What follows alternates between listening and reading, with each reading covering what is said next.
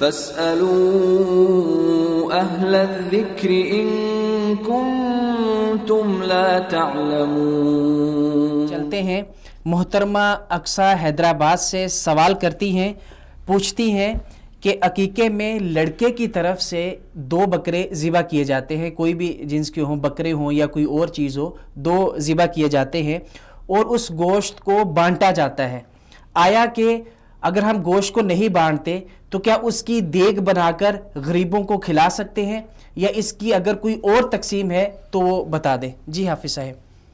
عقیقے کے بارے میں کچھ علماء کرام یہ کہتے ہیں کہ عقیقہ اور قربانی ان دونوں کی شروط ایک جیسی ہیں۔ صحیح۔ یعنی جس طریقے سے آپ قربانی کا گوشت تقسیم کرتے ہیں، اس کے 3 حصے بناتے ہیں یا اس کے زیادہ حصے بنا سکتے ہیں آپ، اسی طریقے سے عقیقے کے بھی کرنے چاہیے۔ لیکن عقیقے میں کیونکہ یہ شروط نبی کریم صلی اللہ علیہ وسلم سے کہیں ثابت نہیں ہے، عقیقے میں علماء کرام نے جس طرح امام ابن سیرین رحمۃ اللہ علیہ فرماتے ہیں، ان کا قول اصنع بلحمھا کیف شئت، کہ جیسے آپ اس کے گوشت کے ساتھ کرنا چاہتے ہیں کریں، صدقہ کرنا چاہتے ہیں صدقہ کریں، کھانا چاہتے ہیں کھائیں، رشتہ داروں کو کھلانا چاہتے ہیں رشتہ داروں کو کھلائیں۔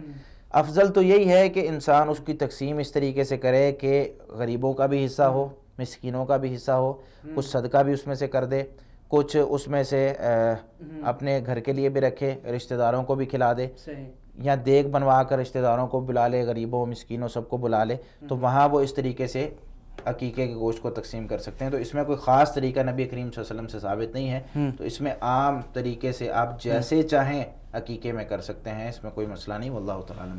فاسألوا أهل الذكر إن كنتم لا تعلمون۔